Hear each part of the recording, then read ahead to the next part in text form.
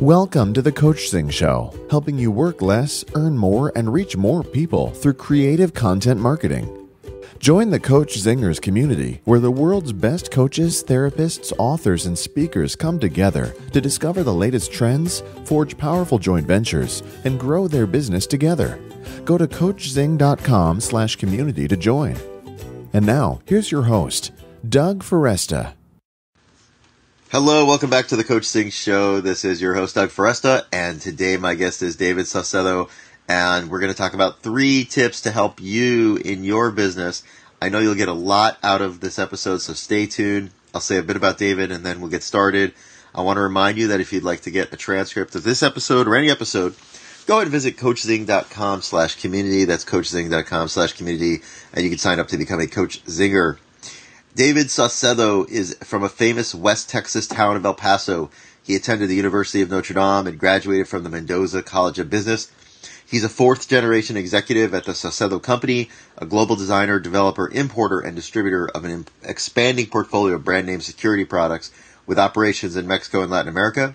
His great-grandfather founded the business in 1917, and David is very involved in various business and civic leadership positions at a local and national level.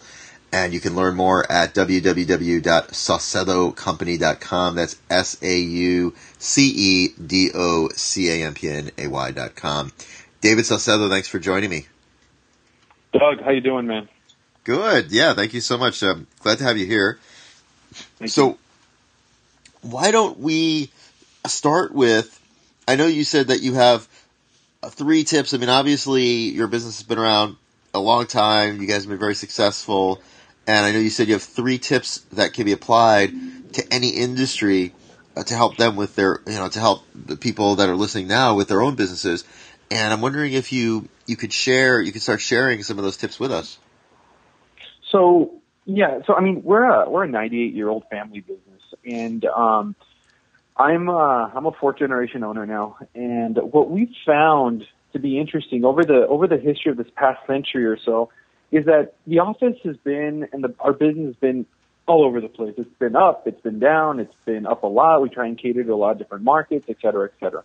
When I got involved in the business about five years ago, formally, I mean, I've been here all my life, ever since I was like 3 years old, but when I got more involved formally, I noticed that us as locksmiths, people call us with problems. They have bona fide problems. They're either locked out, or they have some type of issue, or they need to rekey something. They don't trust people, whatever it is. And I was looking at the business, and I realized, what? We are all over the place. Like, we handle residential clients, we handle cars, we do everything. We're like the proverbial one-stop shop. But I always felt that we weren't making or maximizing our profitability doing that. So what we started, me and my brother, and thank you for that great introduction. My little brother, he's a Cornellian. He went to Cornell, studied management. So him and I both joke that we're perhaps the smartest locksmiths in the country. Who knows? But we decided to niche down, and what we decided to do was we decided to look at the clients that pay us the most. Which would be like our commercial line customers, our industrial, our government lines, et cetera. And again, you can apply this to any business. And we decided to just focus on those people. So we let go of our residential line of business. We let go of our automotive. And, at the time, my dad was very upset about that. And what's happened in the past 3 years since we've instituted that policy, I mean, our profitability has almost doubled year over year just because we're allocating more time to the clients that matter more to us. And that's not to say, we don't care about all clients. It's just that if you offer a premium service, you need to align yourself with premium customers, and you need to be more selective of the people that you work with. And that's something that we taught ourselves. And my second point would be, so my first point is obviously drill down to your ideal niche. I think, customers should audition for you, and you should audition for your customers.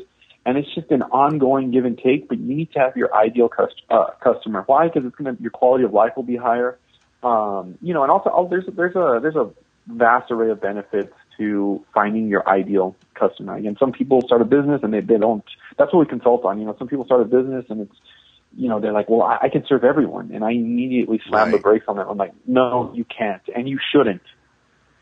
So that's one of the things. Obviously, drill down to your ideal niche. The second thing, I think, for people in their businesses is some people nurse their entrepreneurial spirit. And what I mean by that is they have a full-time job, an 8 to 5, and on the side they're doing something. They have a hobby, a hobby that pays them, and they never really take the plunge into entrepreneurship, into business, being a business owner and truly freedom.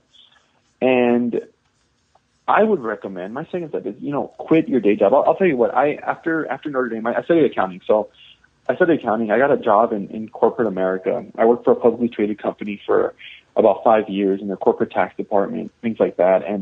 And I'm happy that I did, but I also wish I had quit sooner than what I did, because I learned a lot. And one of the things that I learned is you just cannot serve two masters. One master being the 8 to 5, and the second master being your business, or something that interests you and all that, and sometimes you have to just make the investment in yourself. And the first thing you do is obviously quit your day job. Now, I'm not advocating for people listening to this podcast right now to quit your job and, guns firing, you storm out of your business and all that, or of your job. No, you need to be calculated, right? You need to always be preparing to get ready to leave, because that's the only way you'll experience exponential success, is by getting fully invested in your passion.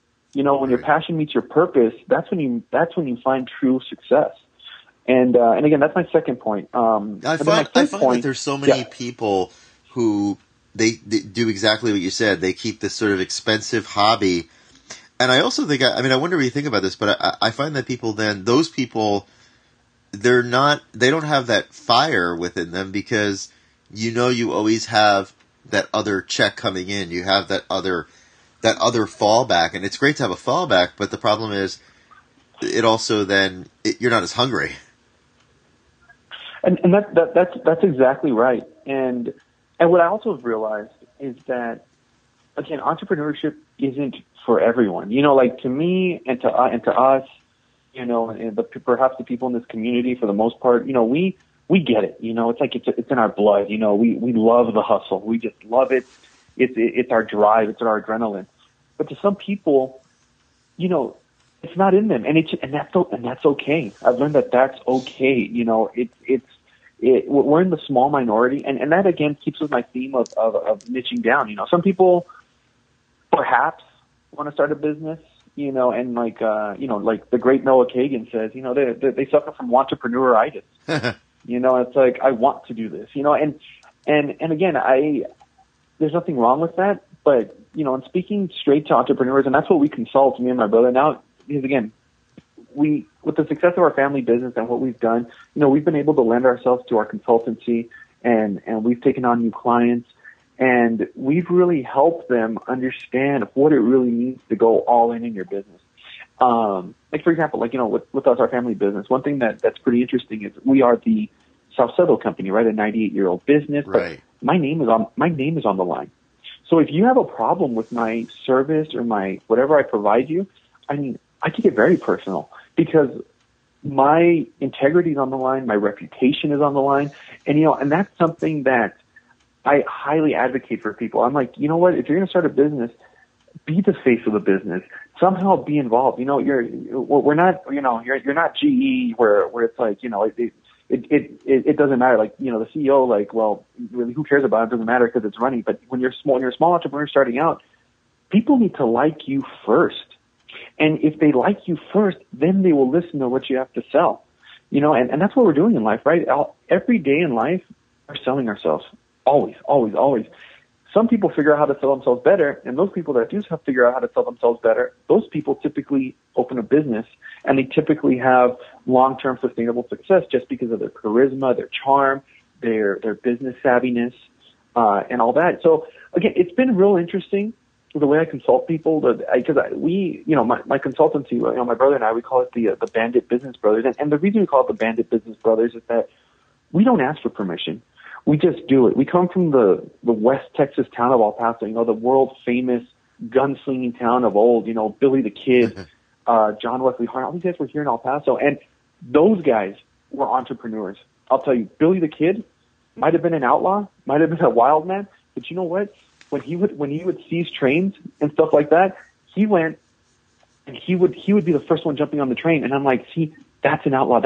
That's a bandit business person. Like they don't ask permission, you know. And sometimes I also tell people, again, because people are like, well, I just want to start the business and delegate. I'm like, okay, fine, good for you. You know what? In the Revolutionary War, who was the first guy in the front lines? George Washington. You know, the president. You, the man. So my point to a lot of people is be intimately invested in your business. You have to be, without a doubt. Yeah, I love the name Bandit Business Brothers, and I love what you're saying also about that we have to take permission. You know, we have to be the ones. No one's going to, if you're an entrepreneur, right? No one's going to say to you, "Hey, why don't you do this?" We have to be the ones to just seize the permission to do what we're doing, and it is very different mentality from working in a day job. Definitely, and but at the same time, I also advocate for some people, especially the younger people. I'm talking like if I'm an elder or something. I'm 29, but I'm happy I went to college. I'm happy I worked for someone else because I realized what I didn't want to be. I realized what I don't want to do to people. Like you want to foster this environment of nurturing the entrepreneur, nurturing the creative spirit, the creative mind, things like that. And sometimes when you work for someone else, you don't do it. And sometimes your boss and the people up the chain of command, you know, they don't share your level of enthusiasm. So I'm happy that I did that because I understand and I can relate to the frustrated entrepreneur now, you know, and some people are like, well, David, you know what? You guys have had a family business, you know, like, yeah, it's so easy for you to quit to jump in the family business. And that's not necessarily true because you have to remember this old family business, it's like a big freight train on this one direction track, and it's hard to steer it in a different direction. So my brother and I had, you know, honestly, we had some issues trying to, you know, change course here at the office with my dad, my grandmother, my grandfather, et cetera, et cetera. It was very hard, and I would say a startup is just a lot easier because a startup is just you, and you do whatever you want. Me, you know, we were at a certain level of our company was in its infancy again because we were rediscovering certain things that were once successful. We're discovering things that didn't work, you know, and it was very hard. And so if we were a startup, I'm sure we would, you know, things would have moved along a lot faster. But at the same time, being part of a family business, a fourth generation business, I mean, it's truly special and unique. And you learn about, you know, can you teach an old dog new tricks? Like, let me be the first one to say, yes, you can. It's hard, but you can do it. Yeah. Well, that's great. So I know you have, so number 1, drill down to your ideal niche. Number 2, don't be afraid to quit your day job. And then what's number 3? You need to risk. You need to be willing to risk. You know, playing it safe is the riskiest strategy of all. Now, what do I mean by that? You have a business. You're an entrepreneur. You found your particular niche.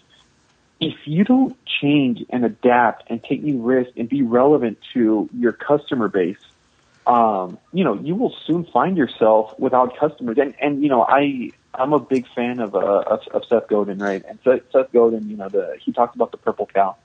And the purple cow is, you know, you're on a highway, you see brown cows, black and white cows, whatever. Cows are invisible, cows are boring, right? But if you're driving down that same highway and you see a purple cow, what would you do? Right? The chances are you'd probably pull over, take a picture with it. It's an idea that's worth sharing, you know, and you become relevant. And I've definitely taken that approach with our business and our consultancy as far as telling people we need to be relevant and different. And whatever it is that we do, it needs to be an idea that's worth sharing. People need to talk about us. You know, you have Peter Shankman, who just recently wrote a different book called Zombie Loyalist. And he talks about that. He talks about what do you have to do, you know, what kind of messaging do you have to put together to have all of a sudden this rabid base of customer and client base that just can't stop talking about you, that can't get enough about you. You know, and that's something that a lot of people find it hard to do. For example, I was consulting a very, very nice carpet cleaning business. very nice people. And I said, well, like, why are you different? Like, what do you do? I mean, and they're like, well, we steam the carpets. They got into they got into the weeds about why they were better. I said, and I opened the phone book. I said, look at this. I said, there's 50 other people that do exactly what you do. Why are you different? Well, through the consultancy and all this, and it took some months to develop this. They teamed up with a groomer, a pet groomer, and so now they're going to your home, shampooing your carpets, and somebody's giving your dog is grooming your dog, and it's a win-win. And all of a sudden, now they're relevant, now they're fresh. People can't stop talking about them, and again, it was just thinking that outside the box, because all of us are experts, right? We're good at what we do, but does anybody else care? And why should they care? That's the real question. Why should people care about what I do? What benefit can I deliver to you? And so you have to take that risk. You have to get out there, and that's one of the things that I definitely advocate for. We've been able to do it here in the business. Of course, when my brother and I consult with people, again, with the Bandit Business Brothers, we are unapologetic about our approach. We're very in your face. We're like, guys, you're boring. What you're doing is boring, and if you continue this model of just providing mediocre services at mediocre prices, you will get a mediocre product and find yourself quickly frustrated and perhaps even shut down, And so, again, it needs to be an idea we're sharing, but it all starts with calculated risks, big risks. It's very interesting because I really appreciate you sharing that, because so many people feel like as long as I play it safe, it will be okay. Why should I take an unnecessary risk? And I'm wondering what you would say to someone if they say, well, but at least I'm playing it safe. I'm not taking any risks. I mean, I would tell them, okay, for now, but you know what though? Like, you will lose money going forward playing it safe, and it might not be, the analogy I use, and a lot of us use it is, the frog in boiling water. Yeah, you throw a frog in boiling water, he'll hop right out. But if you have him in the boiling water and you start increasing the temperature to a boil, I mean, by the time they realize it, it's too late. And so again, playing it safe, you're just on a downward trajectory. Might be subtle, might be slow, but it's still a downward trajectory. And they'll feel it. By the time they feel it and they realize what they've done, at that point, it perhaps is already too late. Right. You're being served up and as an appetizer. Exactly. That's exactly right. I thank you so much. I mean, and I can think about, of course, the connection to content here as well, in terms of drilling down to your ideal niche and being willing to risk. If you could share, I know you talked about the Bandit Business Brothers, and that's your consulting business. Can you share with our listeners a little bit? I know you've shared a little about what you do, but if you could say a little bit more about, what you do and how you help people. Sure. So, well, I'd be remiss to say that because of the family business, that's why we birthed the Bandit Business Brothers, and our niche there has been to help. We help startups, we help a lot of people, but typically what we really help is multi-generational family businesses. The success rate of a fourth generation family business in the United States is something like really bad. It's like 2 or 3%. Like, it's becoming non-existent. So the fact that we have been around this long, again, it lends itself to the messaging that we give these family businesses. And what we typically do is we'll go into a family business because they ask us, they'll ask us, like, how do you do it? And so we go in there, we find out what the dynamics are. Typically, it's always the same narrative. You got a father who has a couple of kids that are younger with fresh ideas, and they're slow to adapt to their ideas. They're not as receptive. One of the things that we found out is that most people, like, let's say parents or in multi-generational family businesses, the elders in those generations, they become scared of success. And how that happens is you have, in your life, you have about 20 solid years to give it to a hobby, to your passion, to your business, whatever it is. You give it a hard 20 years, and it's just an upward trajectory. I mean, you're just going straight to the stratosphere. What happens after about 20 years is you plateau. And typically in multi-generational family business, at the time that you hit that plateau, the next generation should be able to pick the ball up and, again, keep going and keep on going up on the ascendancy. Sometimes that isn't always the case. When they plateau, that is when they start to play it safe. That is when complacency sits in. That is when people start panicking and, that's when they call us. It's like, well, how do you do it? Point number one, and it can apply for any business, family business, non-family business, whatever. You have to maintain a certain level of respect for the people you work with and for the people you have day-to-day interaction with. That is absolutely critical. Managing people and letting them know that you respect them, that you understand them, that you value them, that you more so appreciate them will pay huge dividends going forward. Typically, families, they love each other, no doubt about it, but the respect is gone. The respect's gone, and they get into the trenches, but fighting with each other. You're in the trenches trying to survive in a business, but you're fighting with each other as infighting. So my brother and I come in, and we kind of paint this picture, this portrait. We try and understand, like, what's happening in the business dynamic. We introduce the fresh idea. We help introduce the new ideas that the younger people want to the parents.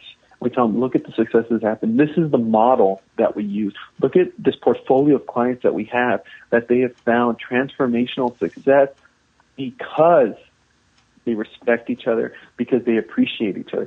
If you do that in life with whoever you come in interaction with in your life, it will pay off. It will definitely pay off. And that's, really, I just give it away. And obviously we do a lot of other things, like some nuanced things, but basically that's it. It's establishing respect and appreciation, and that's it, man. That's the game. That's the game, especially in a multi-generational family business. If you nail that, man, you can do anything you want. And I've seen it. It's true. We're living products of it. The people I've consulted with are living products of it. And that'd be my best advice to anyone listening to the show going forward. Obviously a lot of us are entrepreneurs, a lot of startups, and you have kids, I eventually want to give them business and stuff. Just think about what you feel today. Think about what they're going to feel in about 20 years, 25 years, and just never forget that you were once that entrepreneur. And that, like I'm telling you, Doug, it's awesome, man. It really is awesome. I love seeing that. David Saucedo, if people want to reach you and connect with you, the best way to do that is through the www.saucedocompany.com. That, or I'll just give you my Gmail, and I'll give you my Twitter. My Gmail is david.e@saucedo@gmail.com, and my Twitter handle is @Domer_sauce. David Saucedo, thanks for joining me and for sharing your words of wisdom with us. Doug, thank you very much, man. Thank you. And thanks everyone for listening. We'll be back Monday through Friday with more great guests, helping you to work less, earn more, and help more people through content marketing. Until next time, this is Doug Foresta at The Coachzing Show. Thank you for listening to The Coachzing Show. Subscribe to us via iTunes, and please leave us a review. It helps us grow our awesome tribe. This show is brought to you by Coachzing.com's Speak to Publish book system. If your book is stuck in your head, we can help you get it out in just a dozen hours of your time. Go to Coachzing.com for more information. Have you joined the Coach Zingers community yet? You'll get exclusive access to private mastermind calls where you can get instant marketing help from industry experts. Plus, we'll help you forge deals and partnerships with other like-minded professionals. Go to Coachzing.com/community to join now.